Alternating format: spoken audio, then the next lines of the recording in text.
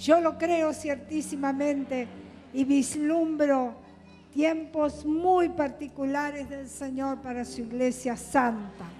Amén.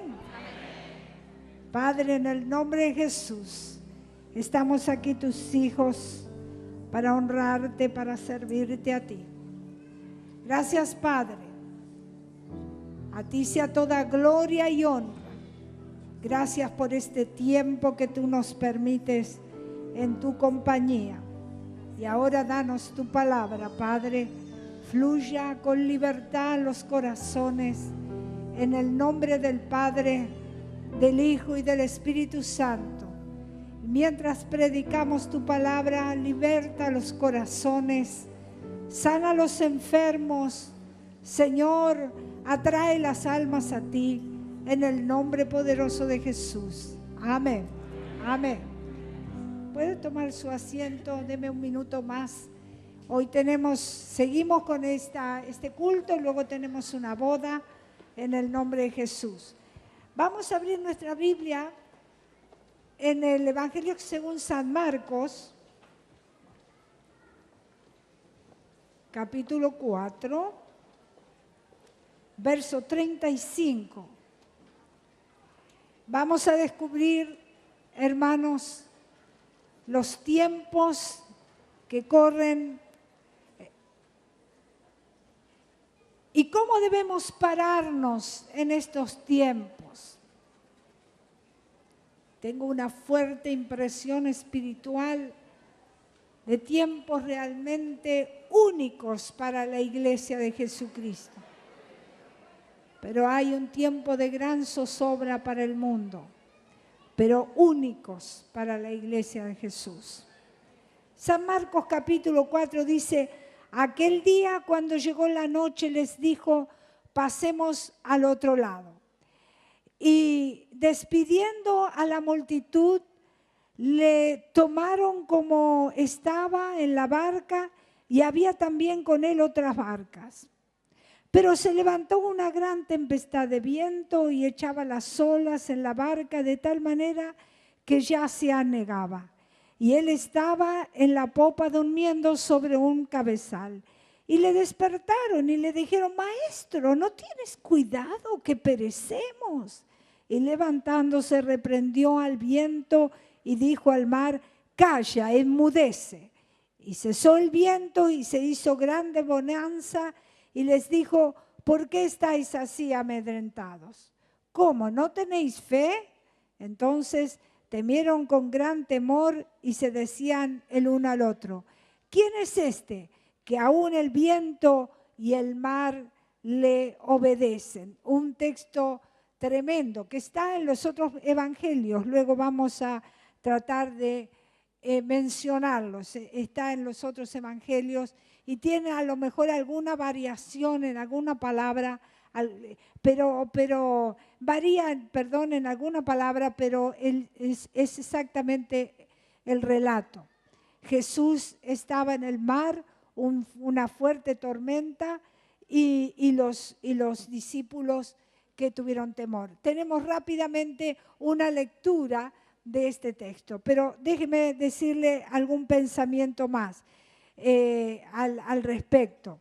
Una tormenta en el mar es algo realmente muy fuerte. Aquellos que quizás conocen más que yo, es algo bien impresionante, una tormenta en el mar. Pero hay tormentas que azotan a nuestra vida de todas las maneras. Y tormentas difíciles para algunas personas que no son tan impresionantes como esa tormenta en el mar, como lo describe este pasaje en el Evangelio según San Marcos capítulo 4. Pero hay tormentas que encontramos y no sabemos cómo abordarla. Permítame decirle algunos puntos que surgen de la lectura de este pasaje. Y usted lo va a encontrar. Yo voy a mencionarles porque usted lo va a encontrar en la simple lectura. Primeramente, lo que tenemos es una tormenta. Y una tormenta aquí es en el lago, pero es un mar embravecido. Luego lo que tenemos es que están listos para perecer. Vino la tormenta y los que estaban en el barco estaban listos para perecer, iban a morir realmente. Si usted lee y lee los otros evangelios, va a encontrar estos aspectos. Luego vamos a ver la paz del Señor en medio de la tormenta. Si usted va siguiéndome, va a encontrar en la lectura lo que estoy mencionando. Luego, la gran pregunta de Jesús. Luego, la respuesta divina del Señor. Luego, la pregunta a todos. Y el cierre majestuoso de esta enseñanza que nos deja esta gran tormenta.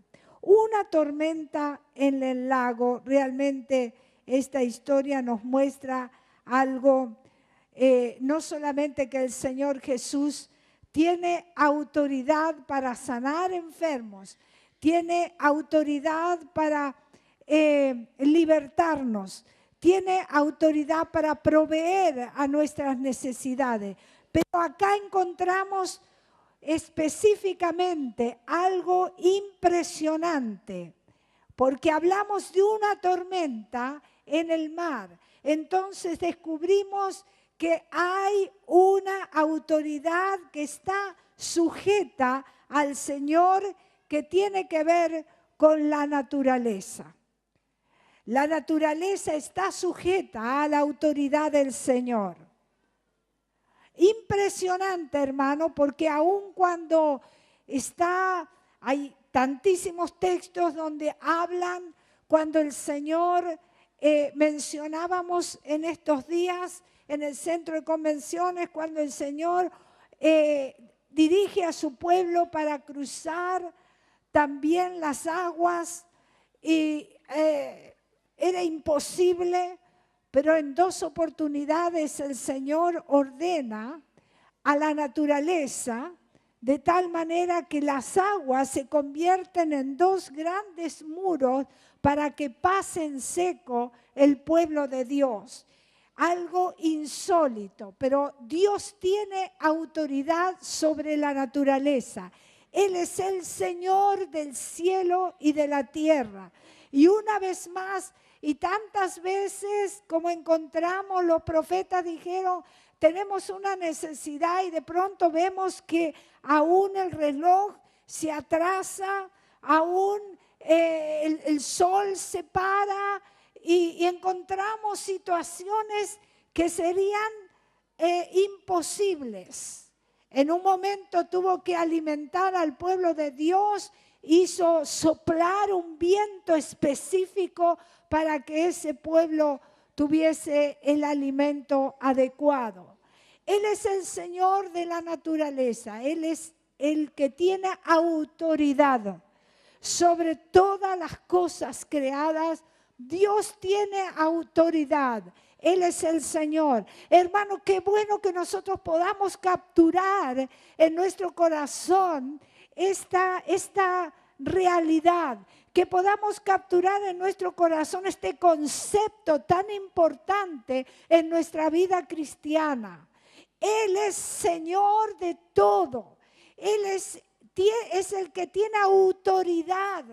La autoridad de Dios hace que Él pueda ordenar, y es hecho en el instante. Por eso descubrimos los juicios de Dios cuando Él ordena al ejército celestial, y es hecho. Y el ejército celestial se pone a disposición al mando del Dios Todopoderoso.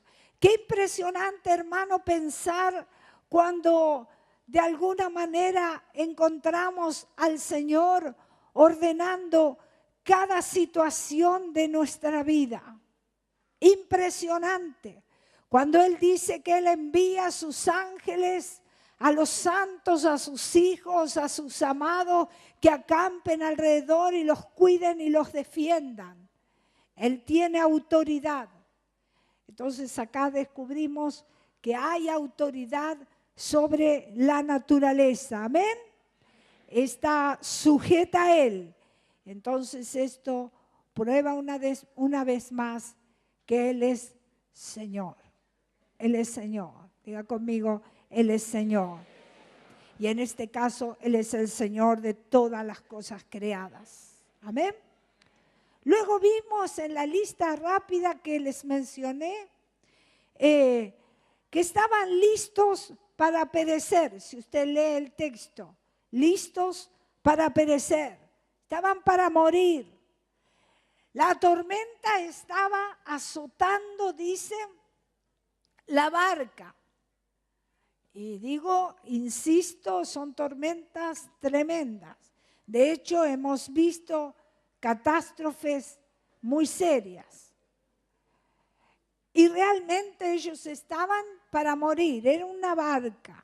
No era, se hunden los grandes transatlánticos. Imagínense lo que era esta barquita que acá está diciendo.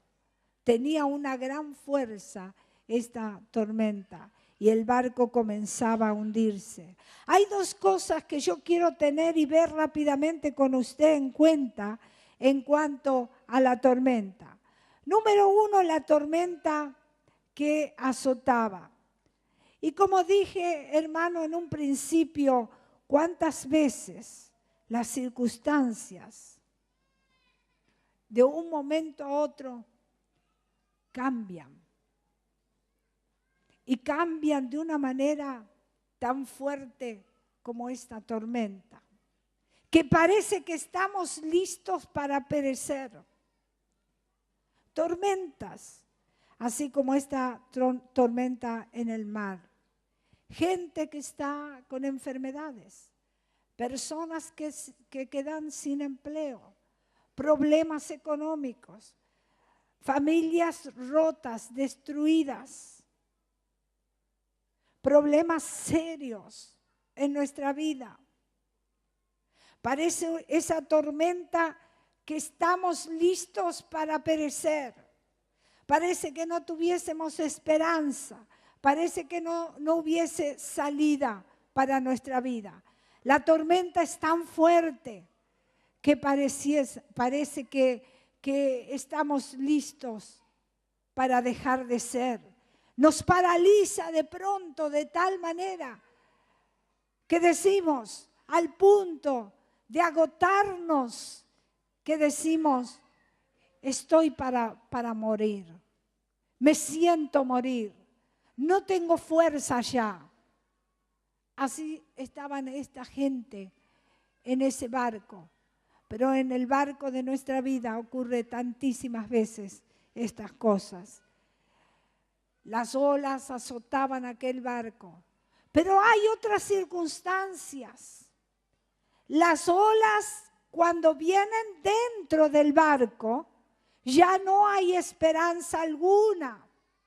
Si antes sentíamos que íbamos a morir, cuando las olas vienen dentro del barco, ya no hay esperanza alguna. Ya no tenemos cómo salir de allí. Y esto, hermano, podemos pensar, usarlo como ejemplo de cuando el pecado y la iniquidad invaden nuestra alma. Ya no hay posibilidad. Por eso la Escritura dice, por cuanto todos pecaron, están destituidos de la gloria de Dios. Están listos para morir. La paga del pecado es muerte. Es muerte. No hay salida. Las olas entraron a nuestro barco. El pecado vino a nuestra vida. Está en nosotros. Estamos listos a perecer. Eso es lo que produce el pecado en nuestra vida. Es una tormenta tan tremenda, son las olas tan gigantes que han entrado a nuestra vida y han destruido nuestro ser interior. Hay situaciones en nuestra vida, hermano, cosas que están allí aferradas al corazón, que destruyen nuestra alma, que destruyen nuestro ser. Han inundado todo nuestro ser y estamos listos para perecer. Vamos con el siguiente punto, porque estamos allí. Esa es la circunstancia límite, pero viene algo importantísimo que lo descubrimos en la lectura. Tenemos allí la paz en el Señor Jesús. Vaya que tenía paz. Se echó una siesta. ¿Cómo podía este hombre, para los discípulos, dormir en medio de esta gran tormenta? Quiero decirles, hoy día pasa esto. Cristo el Señor, la paz de Dios, está vigente en medio de las tormentas de nuestra vida. La paz del Señor está lista. Pero vamos a descubrir algunas cositas aquí. El Señor Jesús dice en la lectura, estaba cansado, por eso se había quedado dormido. Mire, a veces cuando estás agobiado, es como que quedas. Me pasó en estos días, ¿vio? Uno está como en un estrés. Y realmente llegué a la cama y yo no sé si había almohada o no había, qué es lo que había. Raro en mí, pero era raro. Realmente acusaba cansancio serio para que quede así. Vio así como. Y el Señor estaba cansado y quedó profundamente dormido. Gloria a Dios. Y esto nos muestra que nuestro Salvador era 100% Dios y 100% hombre, porque tuvo cansancio. Él estaba cansado, dice el relato, y entonces se quedó dormido. Como hombre experimentó el cansancio físico, él también. Eso lo estaba poniendo en evidencia. Pero hermano, acá tenemos que observar que él dormía, pero él tenía paz. Paz.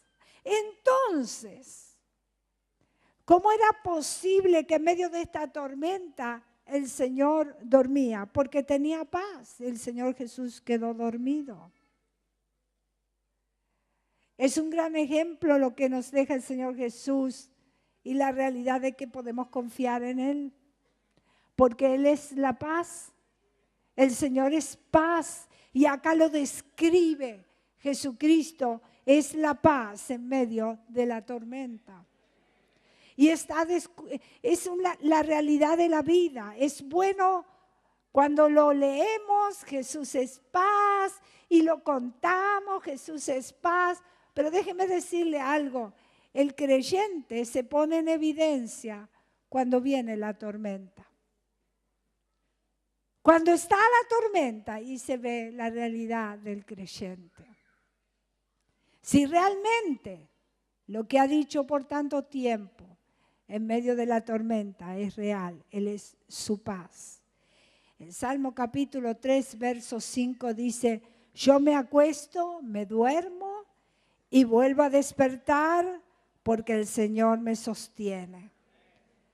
Proverbios capítulo 3, versículo 24 dice, al acostarte no tendrás temor alguno, te acostarás y dormirás tranquilo. Eso dice ese proverbio. Entonces el que Jesucristo durmiera tranquilo en medio de la tormenta, hermano, nos muestra algo importantísimo. Jesús tenía una conciencia tranquila.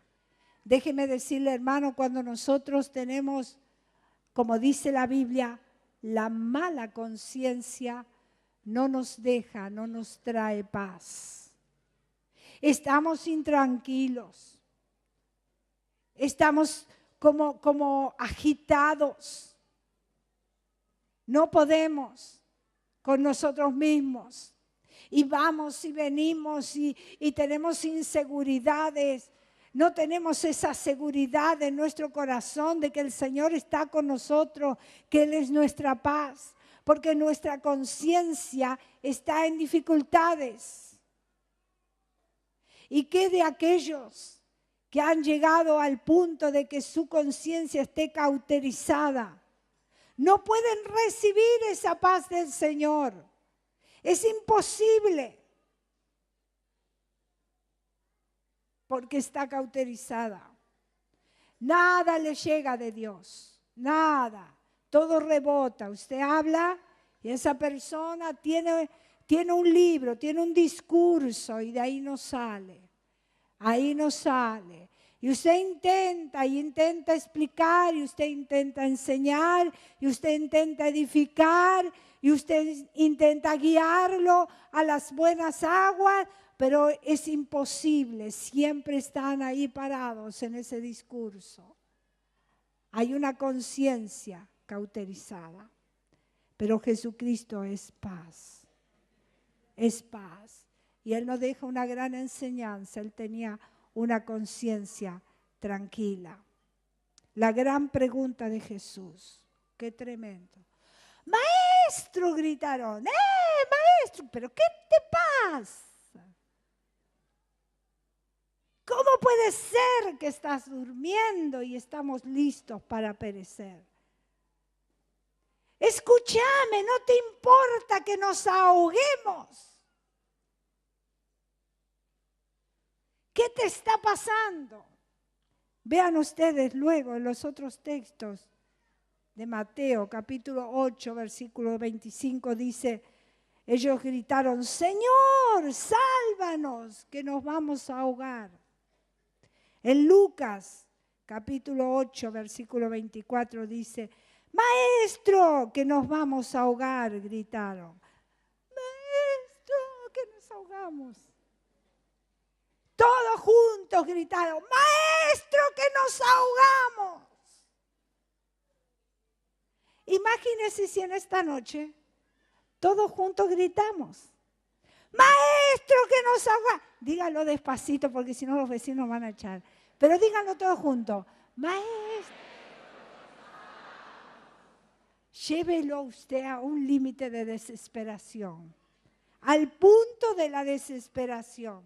Si nosotros gritásemos con toda nuestra fuerza, gritando al Señor Jesús, ¿sabe qué ocurre? Algo impresionante. Y es lo que ocurrió acá. Todos gritaron a una misma vez. ¿Qué pasó? El miedo se había apoderado de ellos. ¿Sí? ¿Lo ven? Miren el texto. Sin tener en cuenta que el que estaba durmiendo era el Hijo de Dios. Pero miren la escena. Estos pobres discípulos gritando, Señor, sálvanos. Esto nos hace acordar a un texto en la Biblia que está en 1 Pedro capítulo 5, versículo 7, que dice, depositen en Él toda ansiedad porque Él cuida de vosotros. Lo que domina toda la escena es el temor. Déjeme decirle algo aquí. ¿Por qué dije al principio lo que dije?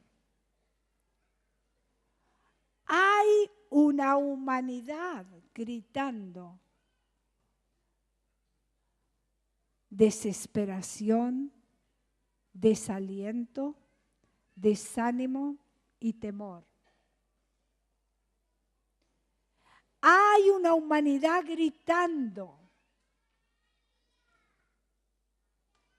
De tal manera que ese grito es unánime. Se hace una sola voz. ¿Usted qué cree? ¿Dios no va a intervenir? Dios interviene. Dice que llegó a un momento la situación en la presencia de Dios que el Señor decidió destruir a Sodoma y Gomorra. Cuando decimos que hay situaciones, hay conceptos que se tornan en cultura, es un grito de la humanidad que toma una forma determinada. Estamos viviendo una cultura del temor, una cultura del espanto. Eso es lo que estamos viviendo, eso es lo que el mundo vive.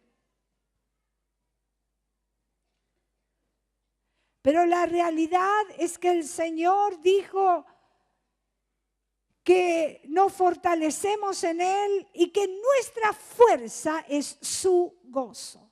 Mire qué contradicción.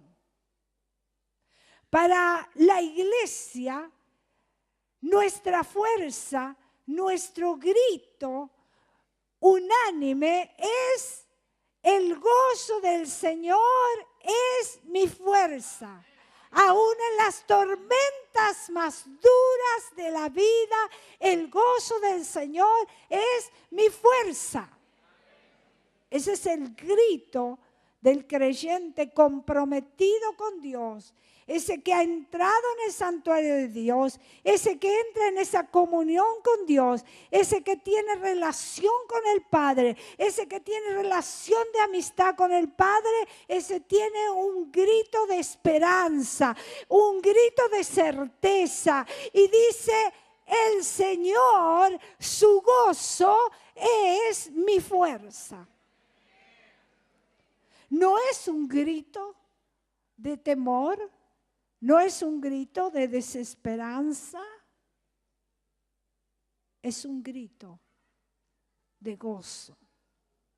Es como aquellos que tuvieron que poner ante el juicio de Dios, que era inminente en la antigüedad, en las puertas, pintarlas de un color determinado, rojo, que significaba la sangre de Cristo. Este grito del creyente habla de que en mi casa, leía una vez más allí en el Antiguo Testamento, aquella mujer que había guardado a los espías. Cuando llegaron allí a Jericó, se tomó Jericó, la toma de Jericó, ella, su casa y su familia, todo. Escúcheme, con detalle le dijeron: todos los que estén en tu casa serán salvos. Si no están dentro de tu casa, no se salvarán. Figura de la iglesia. Todos los que estén del lado del Señor serán libres. Tendrán ese grito de gozo. Será como pintar nuestros dinteles, los dinteles de nuestra casa. Es la distinción que tenemos los creyentes. El grito de esperanza que tenemos los creyentes. El Señor es mi fuerza. Él es mi cuidador. Él es mi ayudador. Amén, amén, amén, amén, amén.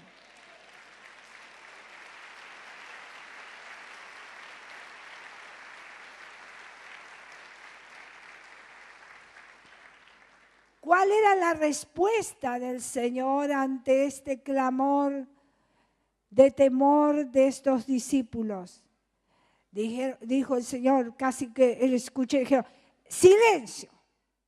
A ver, cállense, dejen de gritar. Y ordena a las aguas que se calme.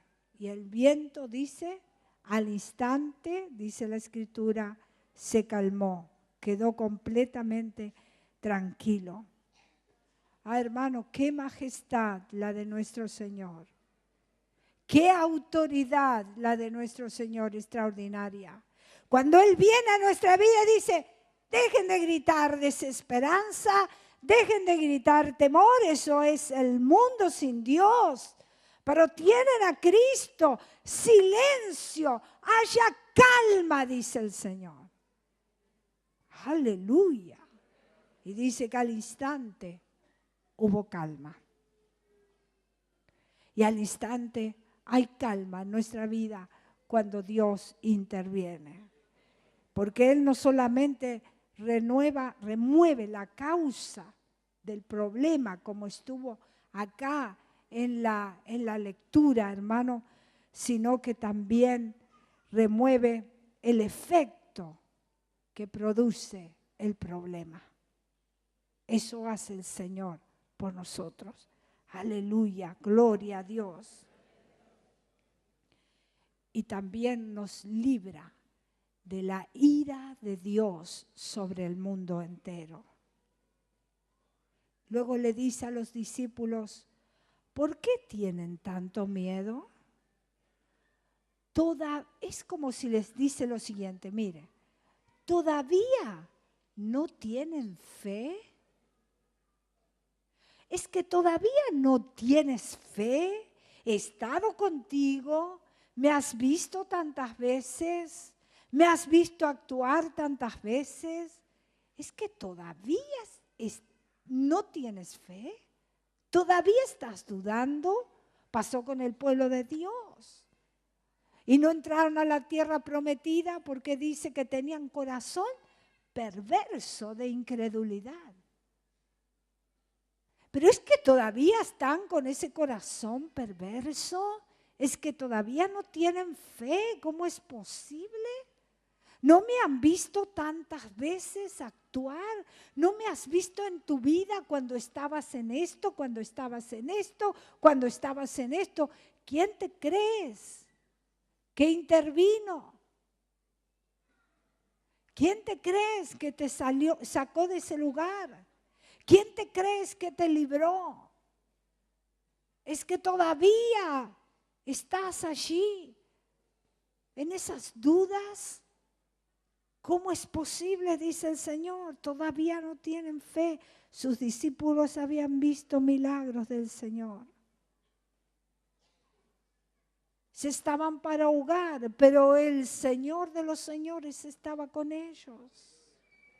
Él es el Señor. Amén.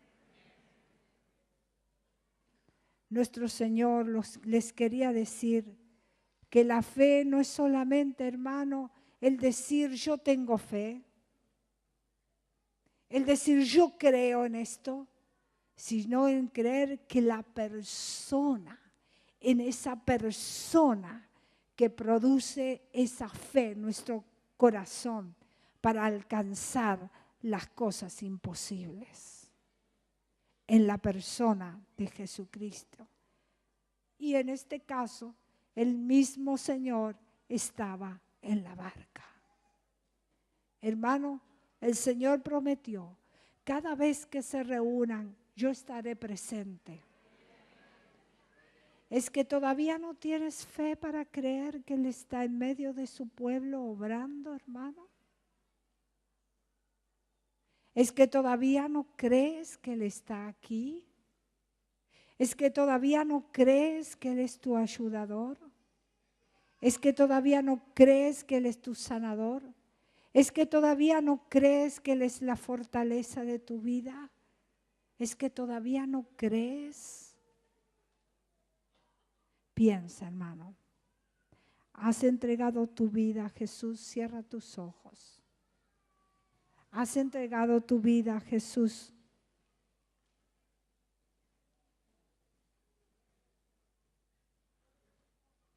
No solamente el Señor, así como libró de la naturaleza, también puede librar a los suyos de peligros comunes, del poder del pecado que nos esclaviza, que esclaviza a las personas. Romanos capítulo 8 dice, por lo tanto, ya no hay ninguna condenación para los que están en Cristo Jesús. Hay muchas tormentas que azotan a nuestra vida. sea la del pecado, sea las circunstancias, pero Jesucristo, el Hijo de Dios, es nuestro Salvador, nuestro libertador. ¿Te aflige alguna tormenta esta noche? Jesucristo es el mismo, ayer, hoy y por los siglos. Él es el mismo. Así como estuvo en aquella tormenta, está en tu vida en esta noche. Ponte de pie, hermano, en el nombre de Jesús. Hay victoria en Jesús. Yo no sé la tormenta que tú estás viviendo. Hay victoria en Jesús. Hay victoria en Jesús para tu vida. No hay cosa difícil ni imposible que Él no pueda abordar por ti. En el nombre de Jesús. En el nombre de Jesús. Si todavía no has dado ese paso de fe, si todavía no has aceptado a Jesús por la fe en tu corazón, esta es la oportunidad para tu vida. Invita a Jesús a entrar a tu barca y recibirás la calma, la paz en tu corazón. Él resolverá ese problema en el nombre de Jesús. Gracias, Padre, por este tiempo que tú nos has dado. Te bendigo, Señor. Te doy honra y gloria. Bendigo a mis hermanos en esta noche. Gracias por esta palabra, Señor. Sea sembrada en los corazones y produzca el buen fruto para ti, en el nombre de Jesús. Amén. Amén. Amén.